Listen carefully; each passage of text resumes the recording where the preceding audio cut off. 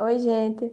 O nosso grupo é composto em ordem de apresentação por Maria Gabriela Martins, Maria Gabriela Cruz, Maria Marraiane, Maria Clara, Maria Eduarda e Maiara. E a gente vai falar sobre a via das pentose fosfato e do NAD+PH. A via das pentose fosfato, também chamada de via do fosfogliconato ou via das hexoses monofosfato, é um caminho alternativo do metabolismo da glicose.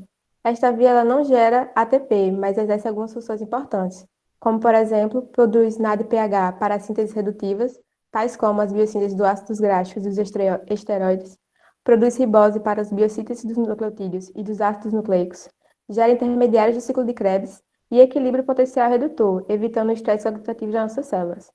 É uma via mais complexa do que a da glicose. Nela, três moléculas da glicose 6-fosfato dão origem a três moléculas do CO2 e a três açúcares de 5 carbonos.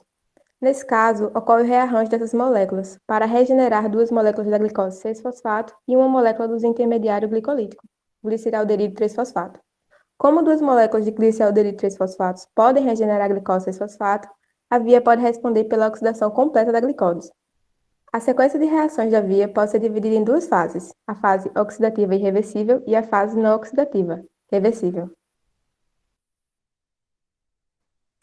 A fase oxidativa gera NADPH. Nela, a glicose 6-fosfato vinda da via glicolítica é oxidada pela enzima glicose 6-fosfato desidrogenase, gerando 6-fosfoglicono de lactona, e nessa reação a formação de NADPH. Torna-se uma reação irreversível após se transformar em 6-fosfogliconato, que é oxidado por uma enzima chamada de 6-fosfogliconato desidrogenase, onde há a perda de um carbono na forma de CO2 e a produção de mais um NADPH, gerando assim a ribulose 5-fosfato. Os produtos finais dessa reação, além da ribulose 5-fosfato, são o CO2 e o NADPH.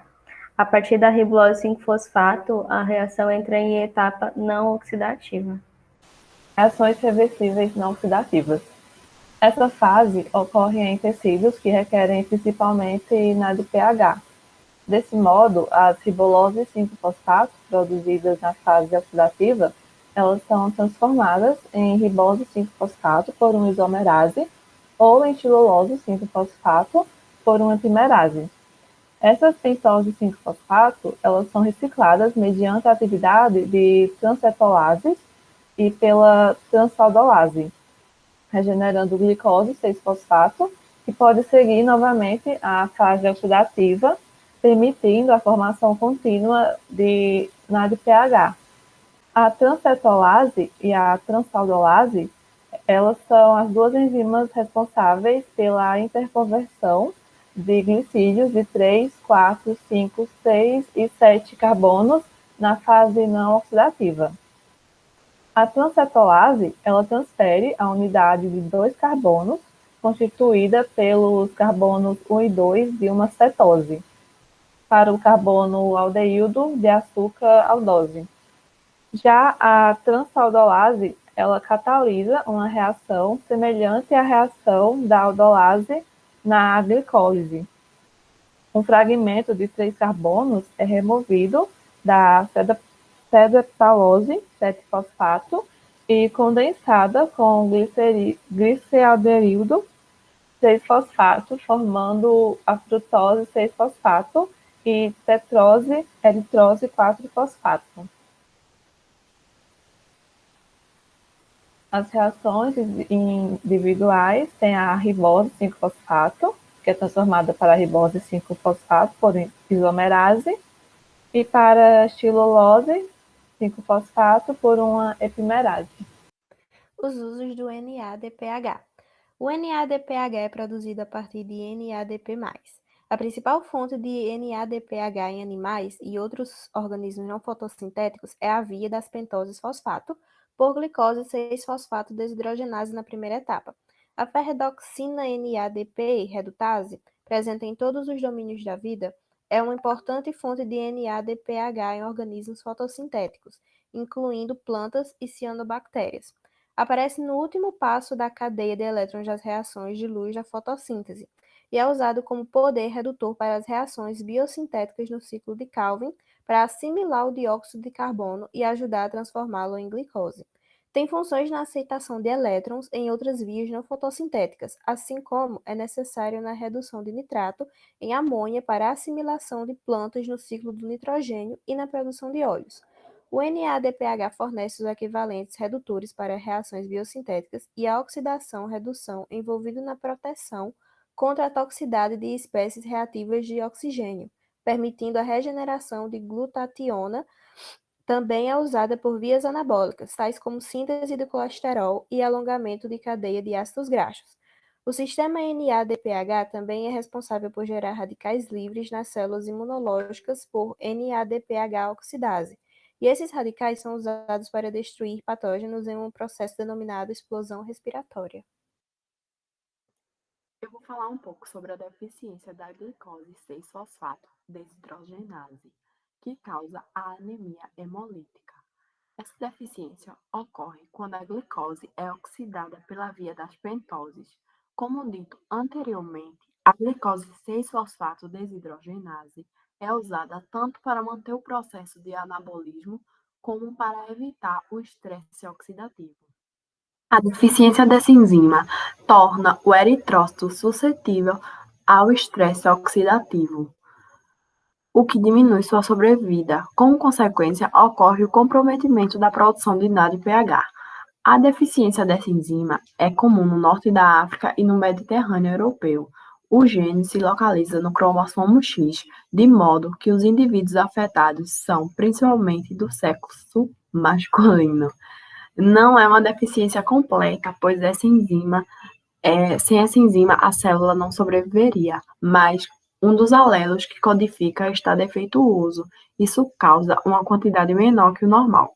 Cerca de 400 milhões de pessoas têm essa deficiência, tornando esse defeito genético mais comum, embora a maioria seja assintomático. O defeito se manifesta como hemólise do eritrócito.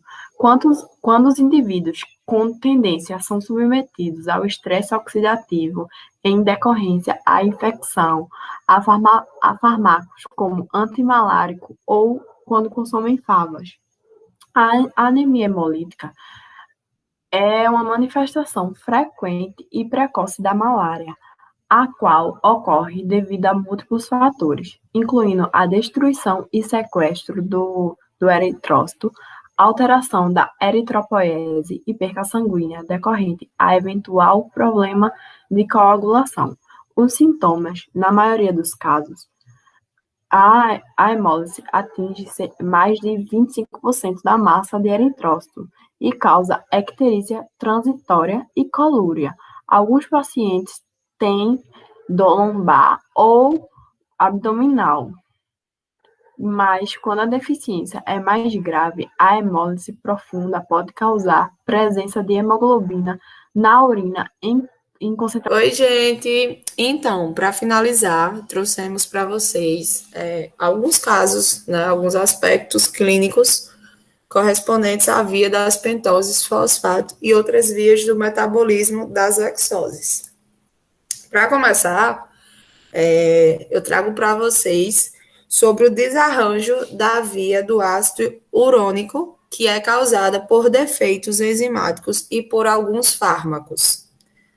Na pentussura essencial, que é um raro distúrbio hereditário benigno, aparecem quantidades consideráveis de eristilulose na urina, devido à ausência da enzima necessária para a redução do xilitol.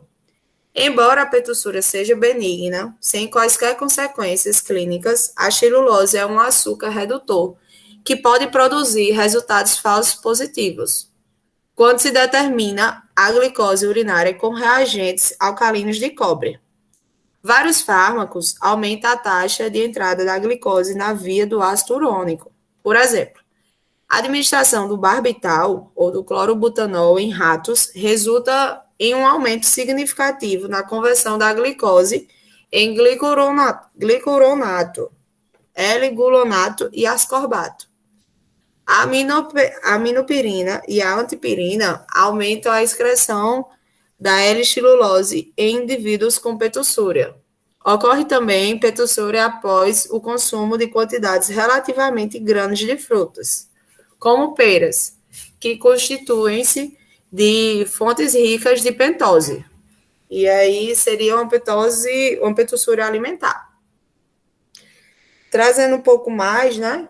Agora sobre os defeitos no metabolismo da frutose, que causa também doença. A ausência de frutoquinase hepática provoca frutossúria essencial, que é uma condição benigna e assintomática. A ausência da aldolase B, que cliva a frutose 1-fosfato, resulta em intolerância hereditária à frutose, que se caracteriza por hipoglicemia profunda e vômitos após o consumo de frutose. Ou também de sacarose, né?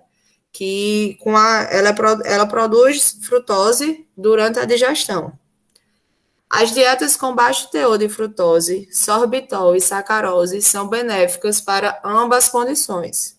Uma consequência da intolerância hereditária à frutose e de uma condição relacionada, resultante da deficiência de frutose 1,6-bifosfatase, é a hipoglicemia, induzida por frutose. A respeito da presença de grandes reservas de glicogênio, visto que a frutose 1-fosfato e 1,6-bifosfato inibem alostericamente o glicogênio fosforilase hepático. O sequestro do fosfato inorgânico também leva à depressão de ATP e ao desenvolvimento de hiperuricemia. E para finalizar, vou falar aqui para vocês um pouquinho mais sobre as deficiências enzimáticas na via da galactose, que causam galactosemia. Ocorre incapacidade de metabolizar a galactose nas galactosemias, que podem ser causadas por defeitos hereditários da galactoquinase, uridiltransferase ou 4-epimerase, embora a deficiência uridiltransferase seja mais conhecida. A galactose é um substrato da aldose redutase com formação de galactitol, que se acumula na lente do olho, causando a conhecida catarata, né? E aí a condição é mais grave se for resultado de um defeito da uridiltransferase, visto que há acúmulo do galactose 1-fosfato, que causa depressão do fosfato inorgânico no fígado. Por fim, ocorre insuficiência hepática e deteriorização mental. Na deficiência de uridiltransferase, a epimerase é encontrada em quantidades adequadas, de modo que o indivíduo com galactosemia ainda consegue formar o DP-Gal a partir da glicose. Isso explica como é possível que as crianças acometidas tenham crescimento e desenvolvimentos normais, apesar da dieta desprovida de galactose, usada para controlar os sintomas da doença. E é isto, gente. Desde já agradeço e espero que vocês tenham gostado.